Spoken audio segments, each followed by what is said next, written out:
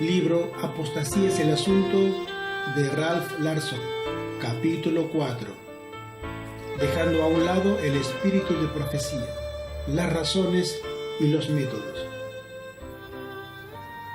El último engaño de Satanás será el de dejar sin efecto el testimonio del Espíritu de Dios.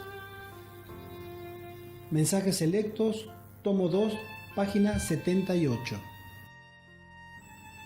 Desde el comienzo del gran conflicto entre el bien y el mal, Satanás nunca ha sido tan desenmascarado y nunca sus planes han sido tan expuestos como lo han hecho los testimonios que Dios nos ha dado a través de su mensajera, Elena de White. Nosotros, por lo tanto, no tenemos dificultad en entender por qué Él quiere destruir la influencia de estos testimonios. Como no le es posible removerlos de la tierra, como a Él le gustaría, lo mejor que Él puede hacer es trabajar para dejarlos sin ningún efecto.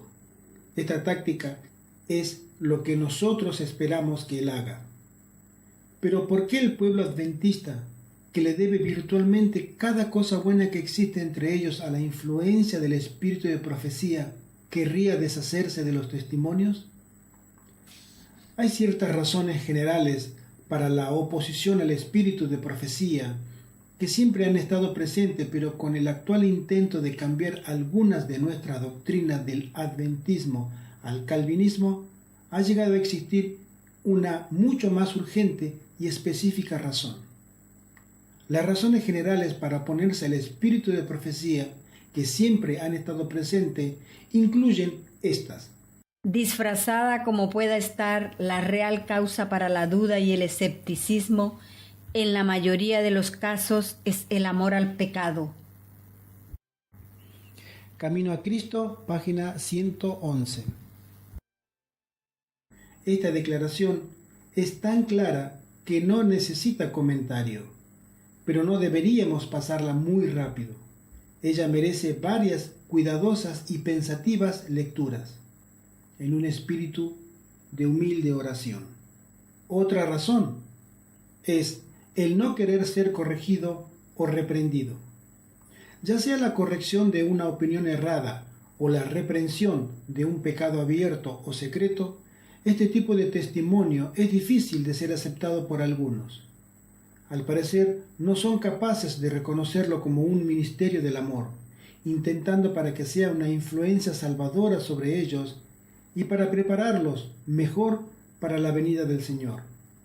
En vez de eso, ellos miran la reprensión o la corrección como si fuese el ataque de un enemigo que llama para una actitud de defensa. Los testimonios de su espíritu llaman su atención hacia las Escrituras, apuntan a vuestros defectos de carácter y reprenden vuestros pecados. Por eso no los escucháis, y para justificar vuestro curso fácil y carnal comenzáis a dudar si los testimonios son de Dios. Testimonios, tomo 5, página 234. Otra de las razones, orgullo intelectual. Al parecer, la educación superior puede contribuir a la tendencia a negligenciar los testimonios. Aparentemente, la confianza en uno mismo se inclina a creer con el proceso educacional. Mientras más altos sean los grados académicos, más difícil parece ser para cualquiera aceptar consejo o corrección de la humilde mensajera del Señor. Yo fui profundamente confundido cuando respeté a un teólogo adventista del séptimo día, que una vez había sido fuerte en su apoyo hacia el espíritu de profecía, sorpresivamente comenzó a hacer la declaración pública de que no podemos permitir que Elena de White vete las Escrituras. Eventualmente aprendí que él había aceptado como verdad la falsa doctrina calvinista de que es imposible que los cristianos vivan sin pecar. Él primero trató de mantener el hecho de que Elena de White concordaba con esta doctrina calvinista, pero cuando fue confrontado con una inmensa evidencia que le mostraba que ella la rechazaba, él tuvo que tomar una decisión. O tuvo que admitir que él estaba errado, o tomar la posición de que Elena de White estaba errada.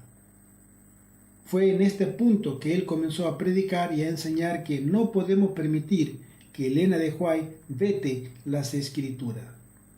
Elena de White no estaba desde luego vetando las escrituras.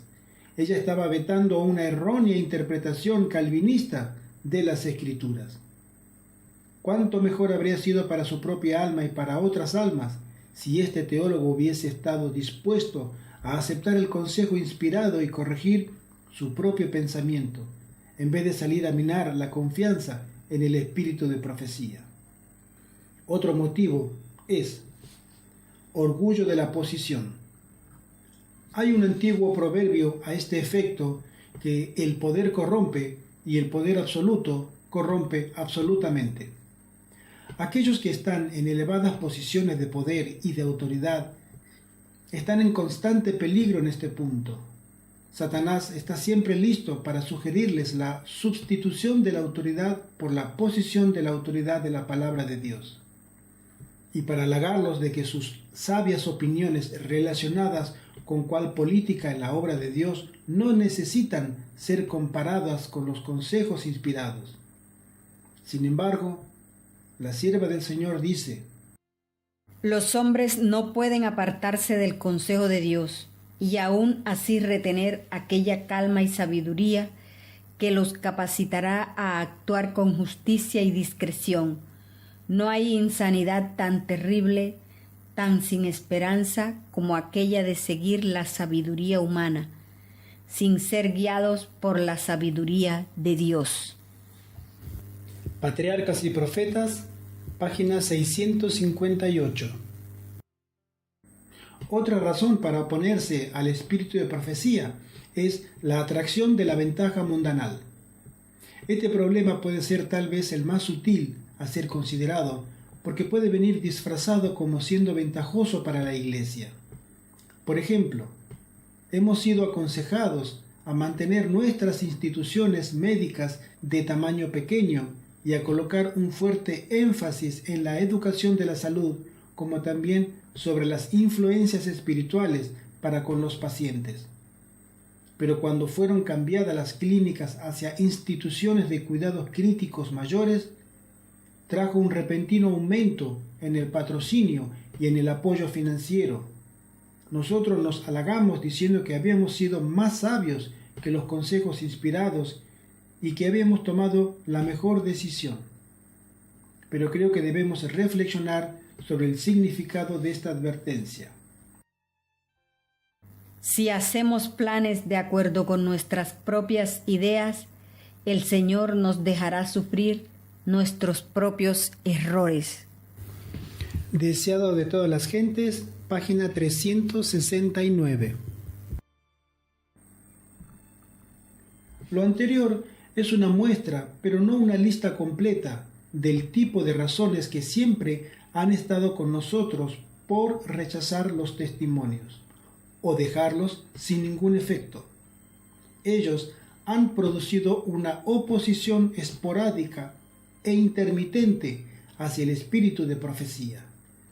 Pero eso no es nada comparado a la intensa y organizada oposición que se están viendo ahora para cambiar nuestra teología. Este intento de cambiar nuestra teología del adventismo al calvinismo ha producido una oposición a los testimonios que sobrepasa de lejos cualquier cosa que hayamos experimentado anteriormente y puede muy bien ser una evidencia de que estamos muy cerca del fin del tiempo.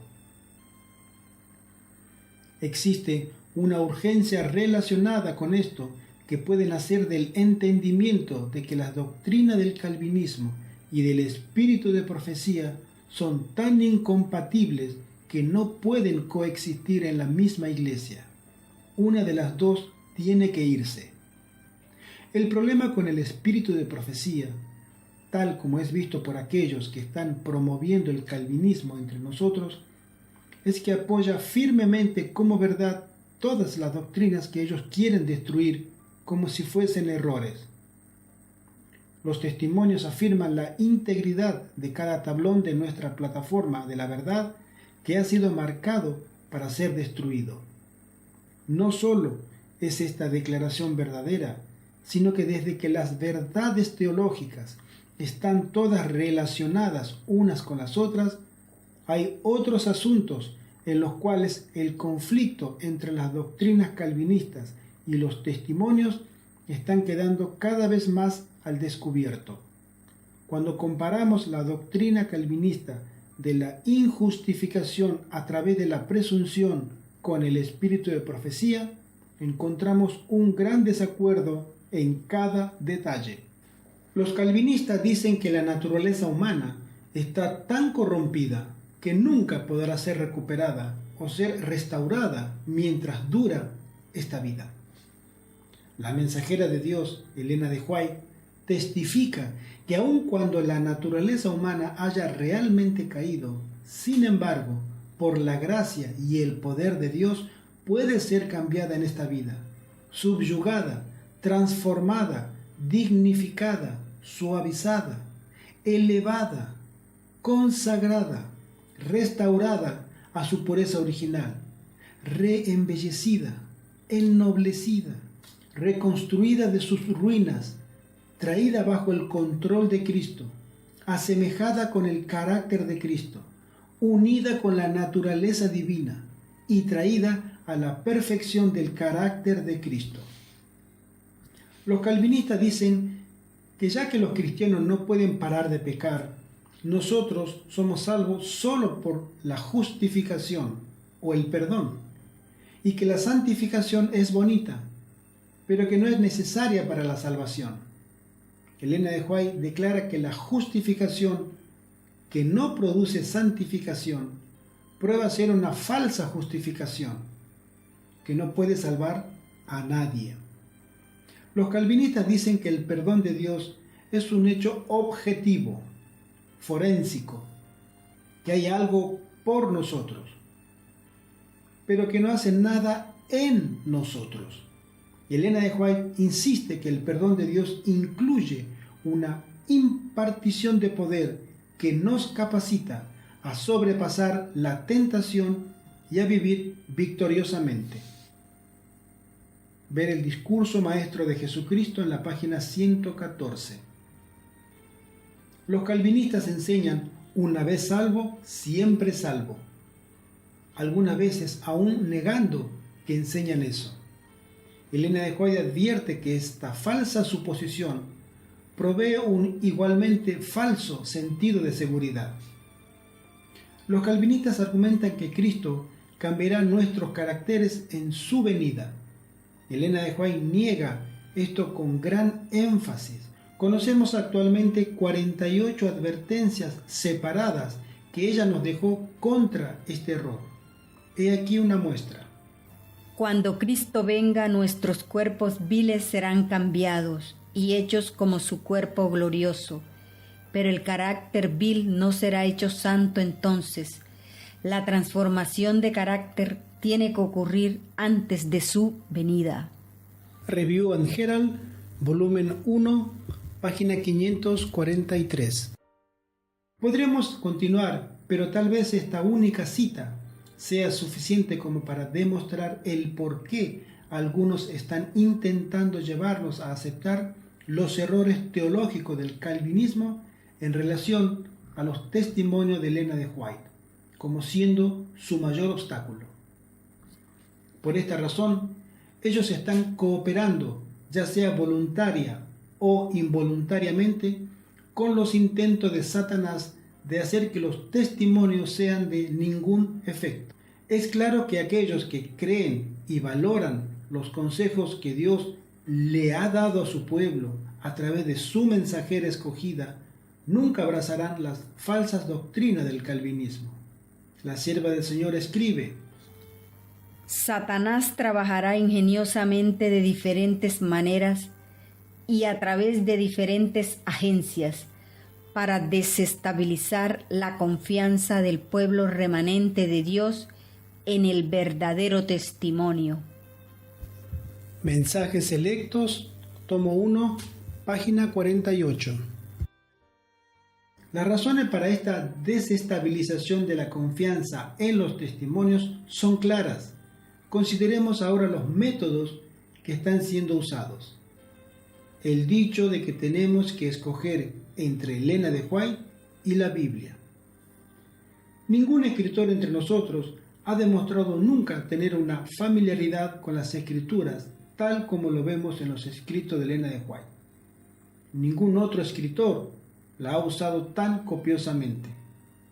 En una prueba aleatoria encontramos en la página central de sus 5 volúmenes del Conflicto de los Siglos. Contamos 50 páginas hacia adelante y 50 páginas hacia atrás a partir de esta página central. De las 100 páginas así seleccionadas para examinarlas, encontramos 220 citas de las Escrituras y otras citas no referenciadas.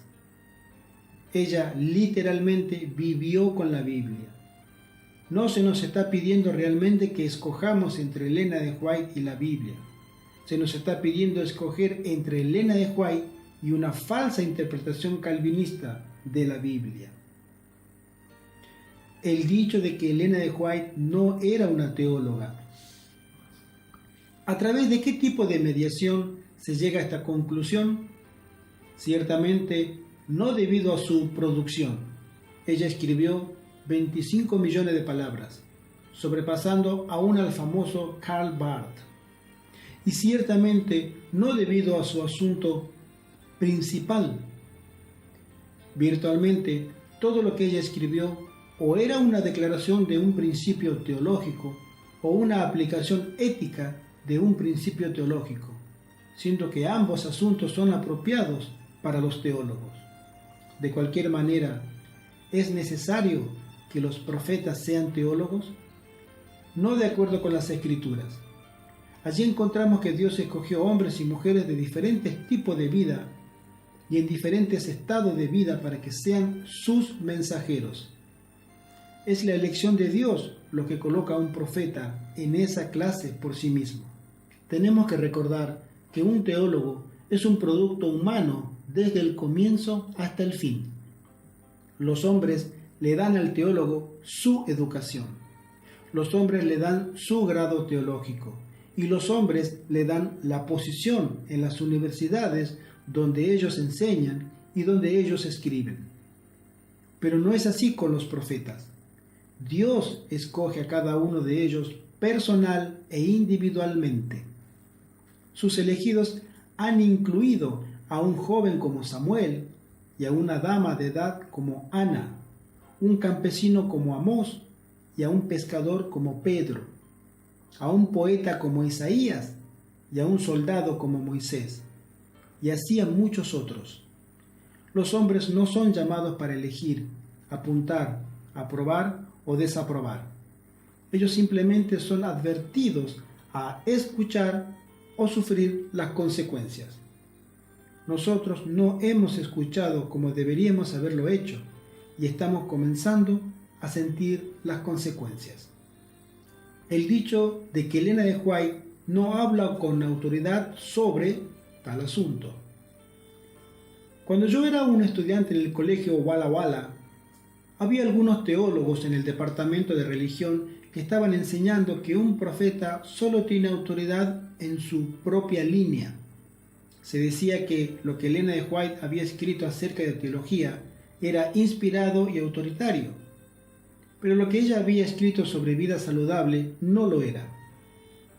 Eventualmente se descubrió que uno de estos teólogos tenía un rancho donde criaba cerdos en el Medio Oeste. Años más tarde, como estudiante del seminario, escuché a un profesor de teología explicar que Elena de White no tenía ninguna autoridad en teología, sino que en ética. Sin embargo, los profesores de ética eventualmente le explicaban a sus alumnos que sus escritos no debían ser usados en aplicaciones éticas, sino que solo en devociones personales. Otro profesor argumentó que su inspiración no se aplicaba a la historia de la Iglesia. Y así continúa la evasión. ¿Y dónde va a parar? Nadie lo sabe. Nosotros no encontramos en las Escrituras ninguna sugerencia de que ninguno de estos dichos sean verdaderos. El Creador del universo envía consejos donde los consejos son necesarios, y sus mensajeros tienen que informar fielmente lo que se les ha mostrado. No está dentro de la providencia del hombre el colocar límites o prescribir fronteras. El hombre no le dice a su Creador sobre qué asuntos se le permitirá enviar mensajes a través de sus profetas y sobre qué asuntos él no debería hacerlo. El dicho de que Elena de White no puede interpretar las Escrituras para nosotros, pero sin embargo es correcto permitir que Calvino y Lutero interpreten las Escrituras para nosotros. Hay una diferencia entre una interpretación de las Escrituras, diciéndonos lo que una escritura significa, pero no lo que dice, y señalándonos lo que las Escrituras realmente dicen, lo que nosotros debiéramos haber reconocido, pero que no lo hicimos. Así como el señalar una constelación en los cielos no coloca las estrellas en sus lugares, así el señalar una verdad no coloca una interpretación sobre las Escrituras. Simplemente nos ayuda a ver lo que ha estado ahí durante todo el tiempo. Tenemos que estar dispuestos a admitir que en nuestro tiempo este tipo de ayuda para entender las Escrituras es altamente necesario. Hubo un tiempo, en la Edad Media, donde la Iglesia se puso entre la Biblia y las personas, interpretándoles las Escrituras. Los reformadores removieron a la Iglesia de su posición entre la Biblia y el pueblo y colocaron al Espíritu Santo en su lugar. Ellos estaban optimísticamente confiados que la guía del Espíritu traería eventualmente a todos los cristianos a un adecuado y unido entendimiento de la palabra de Dios. Pero obviamente este resultado deseado no sucedió. Hay más interpretaciones diferentes de las Escrituras hoy que las que había en el tiempo de los reformadores. ¿Dónde está el problema? ¿Con las Escrituras? No. ¿Con el Espíritu Santo? No. ¿Con el pueblo? Sí. No se puede llegar a ninguna otra conclusión posible. El problema lo constituimos nosotros. Así que Dios, en su infinito amor y misericordia, envió un mensajero especial para ayudarnos. Para trabajar en las Escrituras, no. Las Escrituras no necesitan ningún mejoramiento. Para trabajar en el Espíritu Santo, no. El Espíritu Santo no necesita ningún mejoramiento. Para trabajar con nosotros, sí. Con nosotros hay un amplio campo que mejorar, mucho campo. Somos tristemente lentos en comprender lo que las Escrituras dicen. Y somos inclinados a colocar interpretaciones erradas en lo que leemos.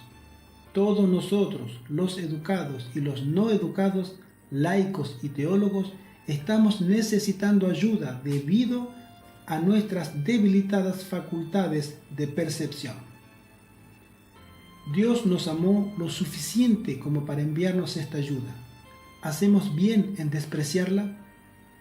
¿Hacemos bien en colocarnos sobre nuestra dignidad y asumir la arrogante actitud de que si Dios quiere comunicarse con nosotros, Él debiera hacerlo personalmente y no a través de un mensajero escogido?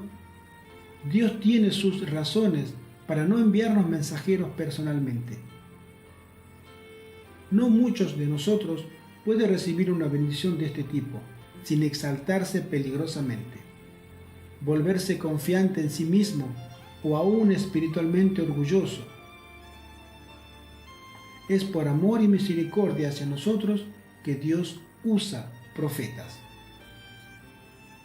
El dicho de que somos nosotros los que tenemos que determinar cuáles porciones de los escritos de Elena de White son inspirados y cuáles no lo son. Este juicio no solo es prohibido por el Señor, es un enorme desperdicio de tiempo y energía. Habiendo efectuado una gran investigación en los escritos de Elena de White, hemos llegado a la madura y considerada conclusión de que ningún daño le podrá ocurrir a nadie que tome sus palabras o sus escritos como inspirados. Ella desde luego no hizo esa afirmación, pero Elena de White no fue una persona dañina, y nada de lo que ella escribió o dijo puede ser un peligro para la salvación de cualquier persona. Pero haríamos bien en considerar las advertencias que nos han sido enviadas sobre este asunto. Está claro que cuando Dios le envía mensajes a su pueblo a través de su mensajera escogida, Él no quiere la interferencia de ninguna persona y ningún intento de controlar o manipular esos mensajes. La sierva del Señor nos dice: Mi instructor me dijo, diles a estos hombres que Dios no los ha comisionado para la obra de medir, clasificar y definir el carácter de los testimonios. Aquellos que tratan de hacer esto ciertamente errarán en sus conclusiones. Mensajes selectos, tomo 1, página 49. Y ahora, hermanos, les suplico a que no se interpongan entre yo y el pueblo, y que hagan a un lado la luz que Dios quiere enviarles. No saquemos con nuestro criticismo toda la fuerza, todo el poder de los testimonios.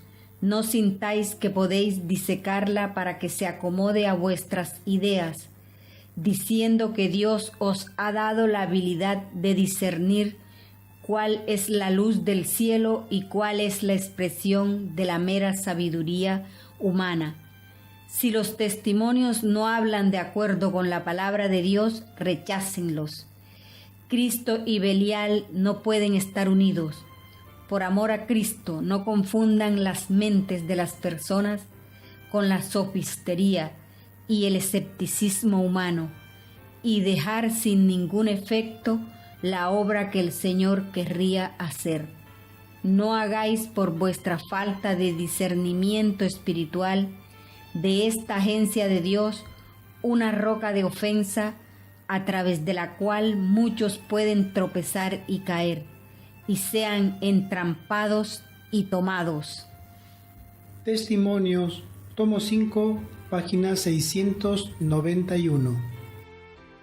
El dicho de que los escritos de Elena de White deben ser usados solamente con propósitos devocionales.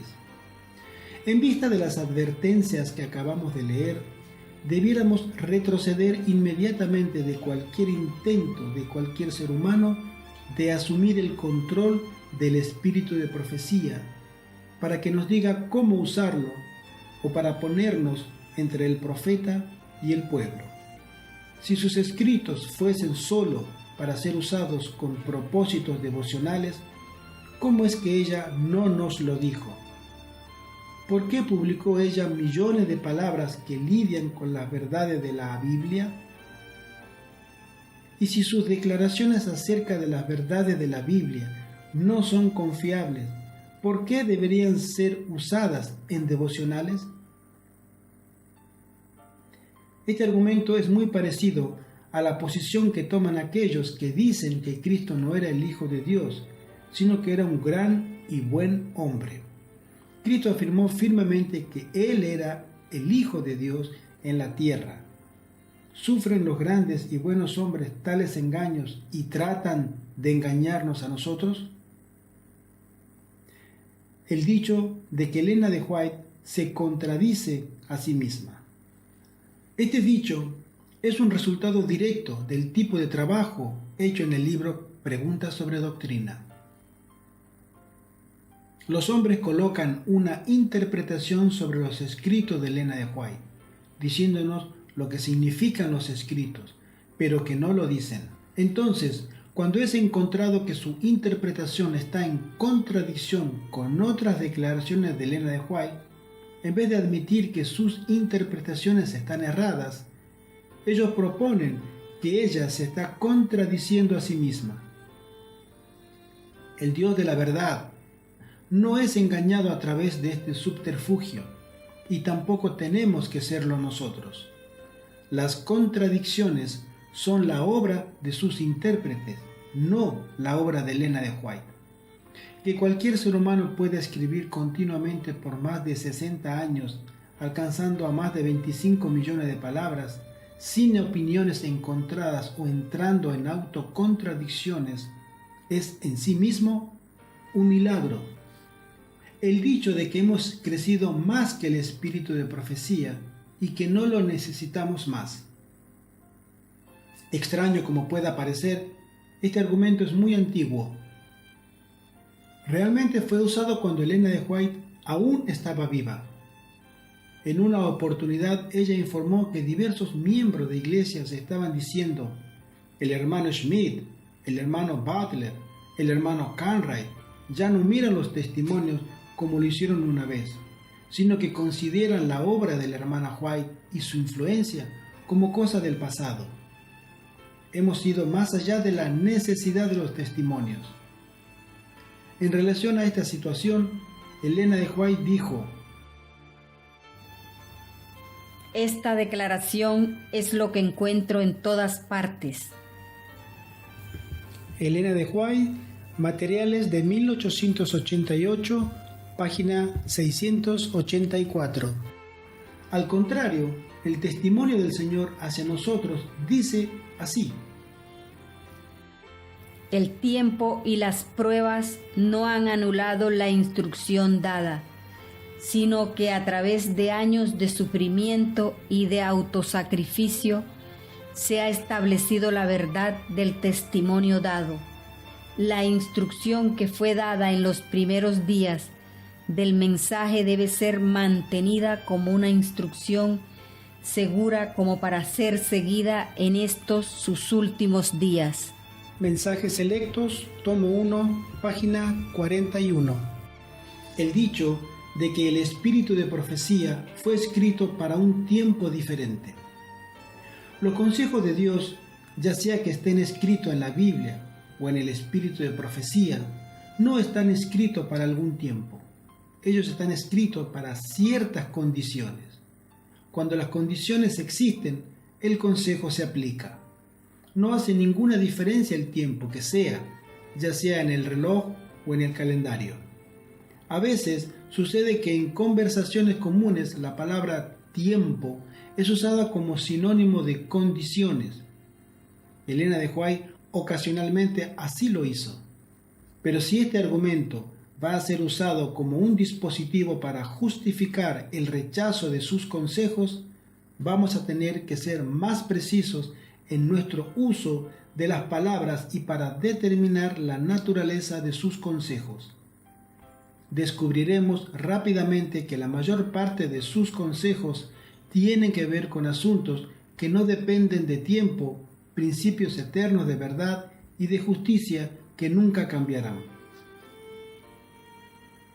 El dicho de que esos testimonios, tales como los que hablan contra el hecho de tener bicicletas en la década de 1890, comprueban que sus escritos están fuera de época. Este dicho ciertamente corresponde a un pensamiento poco profundo y empobrecido. Si Elena de White estuviese viva hoy, y si el comprar y mantener una bicicleta requiriese la misma porción de tiempo que se requería en la década de 1890, podemos estar seguros de que ella nos daría el mismo tipo de consejo que le dio a su generación. La disparidad entre los beneficios prácticos y el gasto sería su raciocinio y aún sería válido. El dicho de que Elena de White era una plagiaria. Comencemos observando que la persona que lanzó esta acusación contra ella gastó 1 hora en la oficina del presidente de la Unión juntando cuidadosamente todas las razones por las cuales él debía ser el presidente de la asociación de esa unión. El presidente de la Unión me lo contó personalmente. Somos recordados de que hubo otro oficial decepcionado, el cual tomó revancha atacando a Elena de White, el hermano Dwight Cartwright. Esta acusación tiene tanto una dimensión ética o moral como una dimensión legal. En relación con la ética y la moralidad preguntamos, ¿cómo se siente Dios cuando la verdad es copiada? Podemos encontrar la respuesta escuchando la opinión de los especialistas del Nuevo Testamento, de que el 95% del libro de Marcos ha sido copiado por Mateo y Lucas. Comparando el libro de Judas con Segunda de Pedro en el capítulo 2 y comparando Reyes con Crónicas, también podemos observar que el uso de la palabra hebrea Toledot en el libro de Génesis, donde es traducida por generaciones, indica que Moisés tenía algún material escrito delante de él mientras escribía. Aparentemente Dios, quien es el autor y dueño de toda la verdad, no acata la idea de que cuando un ser humano ha declarado una verdad, tenga que, a partir de ahí, ser el dueño de esa verdad y que ningún otro ser humano puede declarar la misma verdad a menos que se le dé de un genuino crédito al primero o que entonces encuentre otro medio para decirla. Según las leyes del hombre, como todas las leyes hechas por seres humanos, ellas son mutables. Se ha probado que Elena de White escribió en armonía con las leyes y las costumbres literarias de su tiempo. Necesitamos recordar que las leyes de los hombres no están hechas para proteger las ideas de un escritor, sino que más bien su bolsillo. El asunto no se refiere a otorgarle el crédito. Si usted escribe un libro en el cual usted cita a otro escritor tan libremente que las personas comienzan a comprar este libro en vez del otro, usted puede ser demandado, aun cuando usted le dé todo el crédito a cada cita, ya que la hermana White publicó recomendaciones para que el pueblo adventista comprase ciertos libros de los cuales ella hacía citas, pero no implica que ella estuviese dañando los bolsillos de alguien. Finalmente, la inspiración que Dios le da a sus profetas envuelve tanto la supervisión como la revelación. Las cosas omitidas de sus escritos proveen tanto la evidencia del espíritu que guía como de lo que colocan ahí. ¿Cómo supo Moisés, el cual fue entrenado en el conocimiento de los egipcios, dejar fuera de sus leyes de salud todas las supersticiones absurdas de los egipcios? ¿Y cómo dejó Elena de White fuera de sus principios de salud toda la tontera y la ignorancia médica de sus tiempos? Esta pregunta es respondida por el doctor Cliff McKay, ex profesor de nutrición de la Universidad de Cornell. Sus conceptos básicos acerca de la relación entre dieta y salud han sido verificados en un grado inusual por los avances científicos de las últimas décadas. Alguien puede intentar explicar este hecho extraordinario diciendo: la señora White simplemente pidió prestadas sus ideas de otros. Pero ¿cómo sabría ella cuáles ideas tenía que pedir prestadas y cuáles tenía que rechazar en el siglo XIX? Ella tendría que haber sido una persona muy asombrosa, con un conocimiento más allá de su tiempo, para poder hacer esto con éxito. Review and Herald, febrero de 1959, páginas 12, 19 y 26. El dicho de que toda compilación no autorizada de los escritos de Elena de White debieran ser arrojados al basurero. Este dicho nos asombra. ¿Quién provee la autorización? ¿Y por qué son las compilaciones tan amenazadoras? Aún no hemos escuchado ninguna queja acerca de compilaciones de los escritos de Calvino o Lutero. Las compilaciones de diversas clases hacen parte de nuestra experiencia de la vida y pueden salvarnos una gran cantidad de tiempo y de energía. La declaración acerca de la naturaleza humana de Cristo en Preguntas sobre Doctrina es una gran compilación de citas de Elena de White, penosamente mal usadas. Aún no hemos escuchado ninguna queja calvinista acerca de esto, ni de que las hayan arrojado al basurero. sugerimos que si una persona posee un conocimiento básico del espíritu de profecía, esa persona no tendrá ninguna dificultad con las compilaciones. Algunos minutos gastados para examinarlas serán suficientes como para determinar si el contexto ha sido violado o si las citas han sido usadas impropiamente. No hay necesidad como para airadamente arrojar al bebé juntamente con el agua del baño. Al condenar las compilaciones, después de todo, un estudio bíblico es una compilación autorizada. Hay de lo que a lo malo llaman bueno y a lo bueno malo, que hacen de la luz tinieblas y de las tinieblas luz, que ponen lo amargo por dulce y lo dulce por amargo. Isaías capítulo 5, verso 20. ¿Son los testimonios buenos o malos? ¿Cuál ha sido la influencia del espíritu de profecía en la Iglesia, en sus instituciones y en sus miembros? Ya sea que miremos al gran cuadro general, o ya sea que focalicemos nuestra atención en los detalles de una vida individual, encontramos la misma respuesta a nuestra pregunta. Los testimonios del Espíritu de Dios traen cosas buenas, no malas. Las bendiciones siguen a los que escuchan sus consejos. Las tragedias siguen a los incrédulos. Hemos visto las tristes experiencias de un Cartwright, de un Conradi, de un Kellogg y de un Ford. Cerca de una hora, en vehículo de Brisbane, Australia, hay un espacioso restaurante con un shop y otras atracciones turísticas en un gran rancho de paltas. La señal en la entrada indica que el restaurante está abierto 7 días a la semana. Los menús en el restaurante ofrecen una variedad de alimentos, incluyendo los impuros. Algunos de los camareros y camareras nos han dicho son parientes próximos del dueño Robert Brainsmith. Visitar el lugar es irse con una inexpresable tristeza. Estamos recibiendo señales de que tenemos que preparar nuestras mentes para el inminente colapso de nuestros sistemas adventistas de salud y que nuestros 12 colegios en Norteamérica tendrán que ser reducidos a la mitad o aún menos.